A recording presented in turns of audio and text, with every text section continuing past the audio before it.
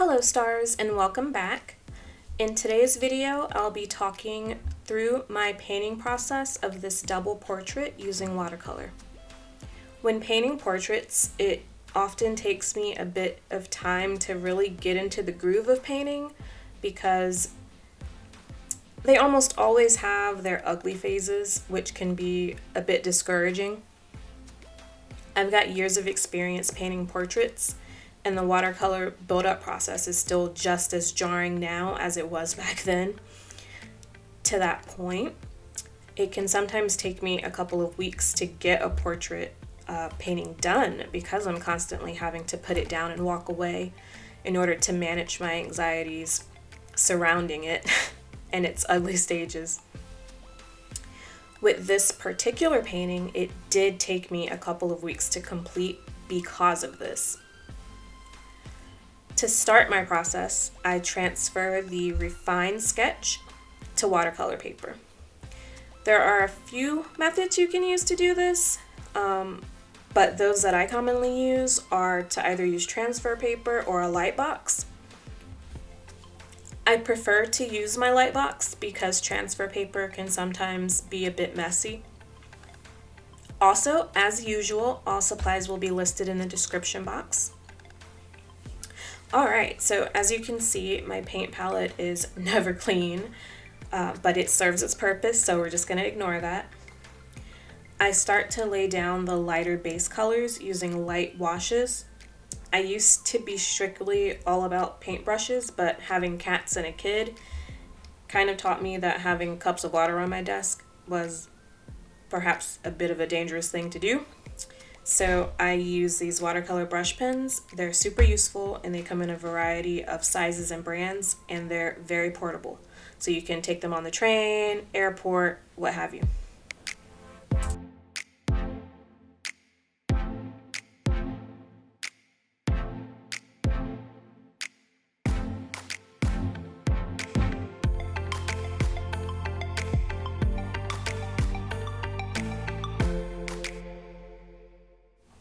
I've got a few basic yet important tips when it comes to painting a realistic portrait. Number one, make sure that the photo you're working from is clear. The photo that I'm using is fairly old and it's a bit grainy, but it's workable. You don't want something that's blurry and the features are very hard to make out, because that'll just make it more of a headache to get the painting done. Number two, be sure to have a couple of pictures of the person's face. This helps with the shadow placement and achieving the subject's likeness a bit better, because you're able to see the form of their face and how it works. So when you're painting, you're able to map out that shape a little bit better. Number three, be sure to step away if the face isn't working out right away. You don't want to overwork the paper.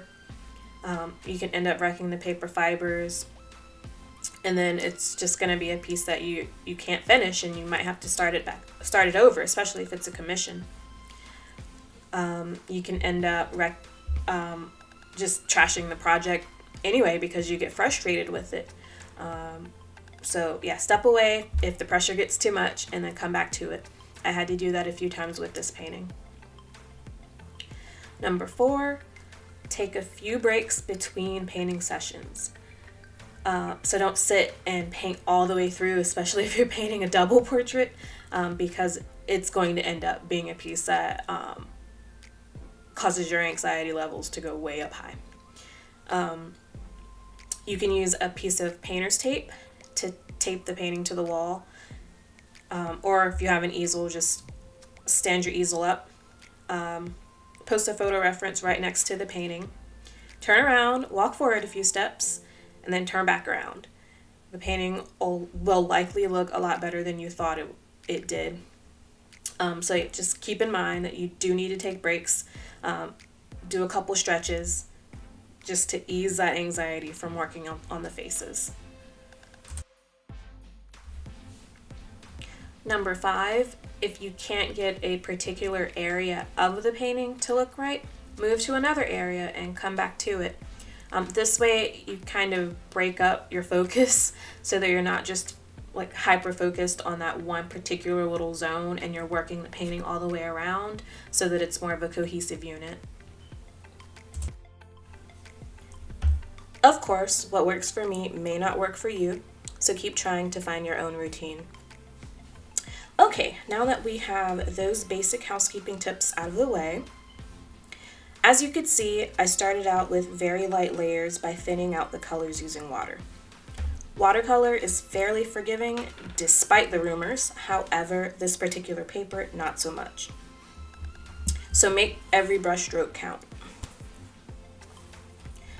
As I stated in a previous video, I don't necessarily work wet on wet or wet on dry. I'm kind of in between, but for this paper type, I learned while painting this that wet on wet is likely the better option in order for you to have seamless transitions between layers, if that makes any sense. So I continue to layer and layer and layer until the figures start to take form. This painting took me roughly 8 to 10 hours over the course of about a week and a half, because I did become a bit frustrated with the likeness, or lack thereof, of the right figure's face. So I tried to work on other areas to distract myself.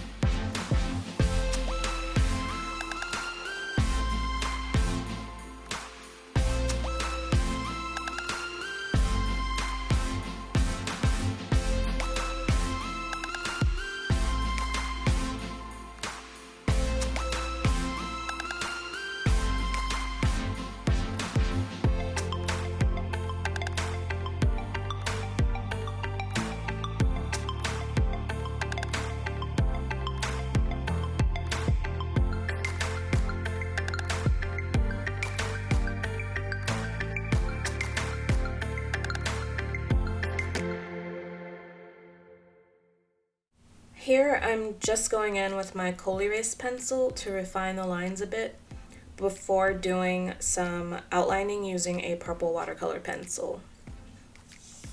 I then go over the purple with a wet detail brush to activate the pigment. I do this throughout the entire painting. I feel that it adds more dimension when I'm painting, and while I do love ink work, sometimes black is a bit too abrasive from a visual standpoint. I discussed this in my watercolor sketch number 1 video, but I'm sure I'll repeat it moving forward.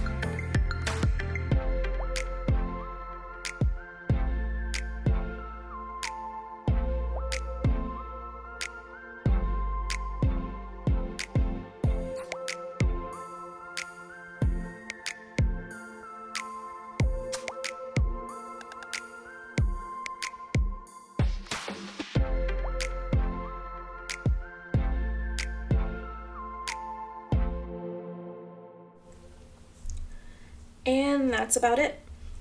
Thank you so much for tuning in. Please like and subscribe, and I'll see you soon.